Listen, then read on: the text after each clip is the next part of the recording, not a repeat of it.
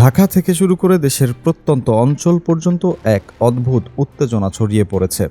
রাজনৈতিক অঙ্গনে যেন ঝড়ের আগে সেই গুমোট আবহাওয়া বিরাজ করছে।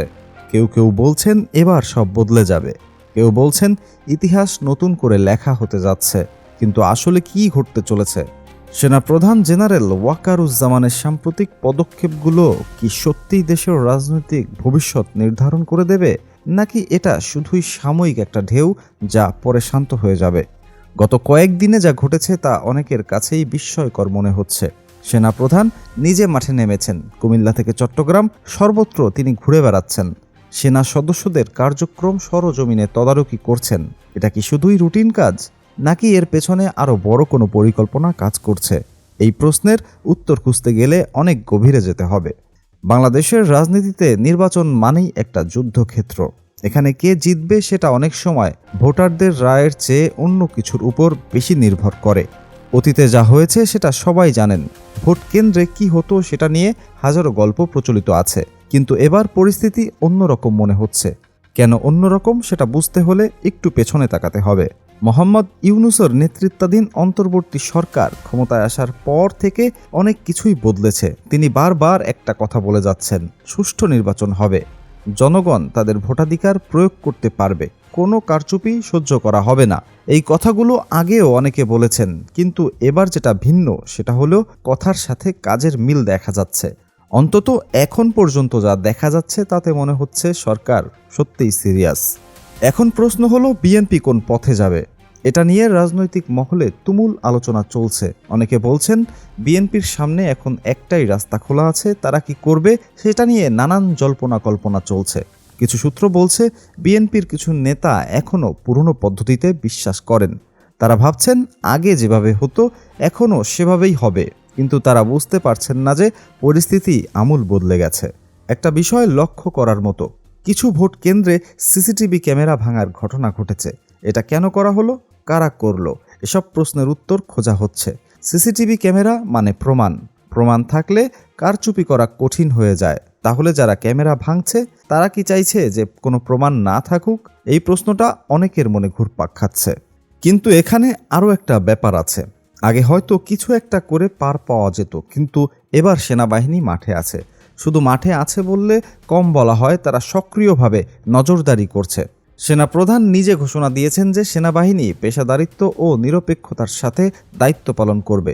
এই ঘোষণার মানে কি? মানে হলো কেউ কোনো অন্যায় করলে ছাড় পাবে না। জামায়াতে ইসলামীর অবস্থান এখানে খুবই গুরুত্বপূর্ণ। তাদের দাবি ছিল প্রতিটি ভোট কেন্দ্রে 5 জন করে সেনা সদস্য মোতায়েন করা হোক। 5 জন না হলেও অন্তত 2 জন করে সেনা সদস্য যদি প্রতিটি কেন্দ্রে থাকে, তাহলে কেউ ভোট নিয়ে কোনো গোলমাল করার সাহস পাবে না। এটা একটা বাস্তবসম্মত দাবি। অস্ত্র হাতে যদি সেনাবাহিনী দাঁড়িয়ে থাকে, তাহলে কোন পান্ডার সাহস আছে তাদের সামনে দিয়ে কিছু করে? এখন একটু ভাবুন তো, শিবির নামে একটা সংগঠন আছে, তারা সারা বাংলাদেশে ছড়িয়ে আছে।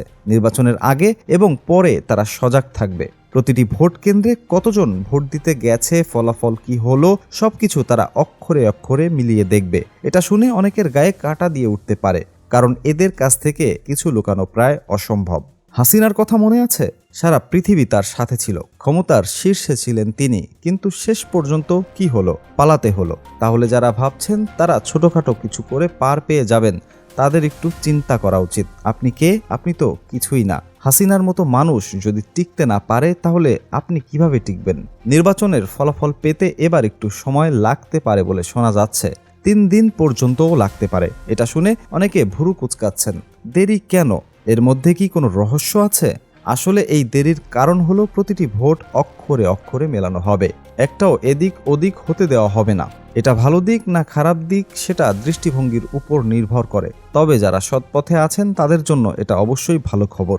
এস.এম. খালিদুজ্জামানের কথা একটু বলা যাক। তিনি ঢাকা 17 আসনে তারেক রহমানের বিরুদ্ধে দাঁড়িয়েছেন। তিনি স্পষ্ট বলেছেন নির্বাচনের আগেই সব সাইজ হয়ে যাবে।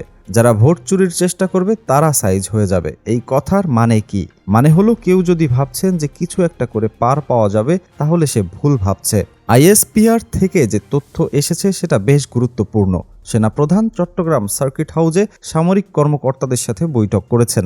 বিভাগীয় কমিশনার এবং আইন শৃঙ্খলা রক্ষাকারী বাহিনীর কর্মকর্তাদের সাথে মত বিনিময় হয়েছে। পুলিশ এবং আনসারের সাথে সমন্বয় সাধন করা হচ্ছে। এসব কিছু মিলিয়ে বড় একটা প্রস্তুতি চলছে, যেটা আগে কখনো দেখা যায়নি। সেনাবাহিনীর ভূমিকা নিয়ে অনেক সমালোচনা আছে। অতীতে কিছু অফিসারের ভূমিকা নিয়ে প্রশ্ন উঠেছে। জিয়াউর রহমানের মতো অফিসারের কথা অনেকে বলেছেন, কিন্তু একটা কথা স্বীকার করতে হবে, সেনাবাহিনী একটা বাহিনী হিসেবে কারো পক্ষ অবলম্বন করে না। তারা অন্যায়ের বিরুদ্ধে থাকে এবং ন্যায়ের পক্ষে থাকে। এটা তাদের প্রশিক্ষণের অংশ, এটা তাদের চরিত্রের অংশ। এখন যারা ভোট চুরির কথা চিন্তা করছেন, তাদের জন্য একটা কথা বলে রাখি, আপনি যত বড়ই হন না কেন, আপনার পেট যত মোটাই হোক না কেন, আপনার ক্ষমতা যত বেশি থাকুক না কেন, এবার পার পাবেন না। আপনার ইহকাল এবং পরকাল দুটোই যাবে। এটা হুমকি নয়, এটা বাস্তবতা। যারা অতীতে এসব করেছেন তাদের পরিণতি দেখুন। লেভেল প্লেয়িং ফিল্ড নিয়ে অনেক কথা হচ্ছে। এটা এখন প্রায় আপ টু দি মার্ক চলে যাচ্ছে বলে অনেকে মনে করছেন। যারা অপরাধ করছে তারা ছাড় পাচ্ছে না। এটা বড় একটা পরিবর্তন। আগে হয়তো টাকা দিয়ে বা প্রভাব খাটিয়ে অনেক কিছু করা যেত, কিন্তু এখন সেই রাস্তা বন্ধ হয়ে যাচ্ছে। বিএনপি দিন দিন কোণাঠাসা হয়ে পড়ছে। তাদের অপরাধের কারণে এটা হচ্ছে। গ্রামে গঞ্জে তারা যা বলে বেড়াচ্ছে সেটা অনেকেই জানেন, কিন্তু বলা এক জিনিস আর করা আর এক জিনিস। বলতে পারবে, কিন্তু করতে গেলেই বিপদ। সেনাবাহিনী তো আছেই, তার উপর শিবির নামক সংগঠন সারা দেশে চোখ রাখছে। এদের কাছ থেকে বাঁচা প্রায় অসম্ভব। ছাত্র সংসদ নির্বাচনের কথা মনে আছে, যেখানে বিএনপির কি অবস্থা হয়েছিল? সুষ্ঠু নির্বাচন হলে তাদের প্রকৃত অবস্থা বের হয়ে আসে। এবারও তাই হবে বলে অনেকে মনে করছেন। যদি সত্যিই সুষ্ঠু নির্বাচন হয় এবং কারচুপির কোনো সুযোগ না থাকে, তাহলে বিএনপির অবস্থা কি হবে সেটা সময়ই বলে দেবে। সেনাপ্রধান বলেছেন, অবাধ, সুষ্ঠু এবং শান্তিপূর্ণ নির্বাচন অনুষ্ঠানে সেনাবাহিনী সর্বোচ্চ সহযোগিতা করবে। এই কথাটা খুবই গুরুত্বপূর্ণ। সর্বোচ্চ সহযোগিতা মানে কি? মানে হলো তারা যা করার দরকার সব করবে, কোনো ছাড় দেবে না। ইউনূসের সাথে সেনাবাহিনীর আলোচনা হয়েছে বলে জানা যাচ্ছে।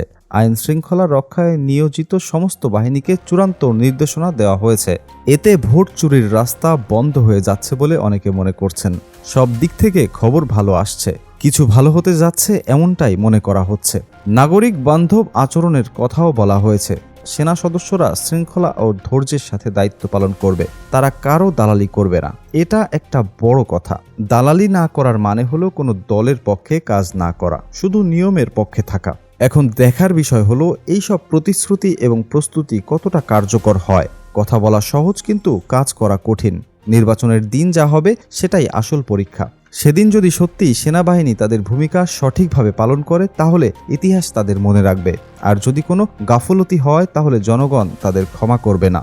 সেনাপ্রধানের জন্য এটা একটা বড় পরীক্ষা। তার ভূমিকা যদি প্রশ্নবিদ্ধ হয় এবং তার দুর্বলতার কারণে কোনো অঘটন ঘটে, তাহলে মানুষ তাকে দায়ী করবে।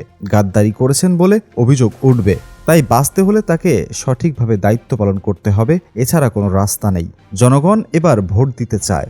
তারা তাদের পছন্দের প্রার্থীকে জেতাতে চায়। এই অধিকার তাদের আছে এবং এই অধিকার যেন কেউ কেড়ে নিতে না পারে, সেটা নিশ্চিত করার দায়িত্ব সবার। সেনাবাহিনী সেই দায়িত্ব নিয়েছে। এখন দেখা যাক তারা কতটা সফল হয়।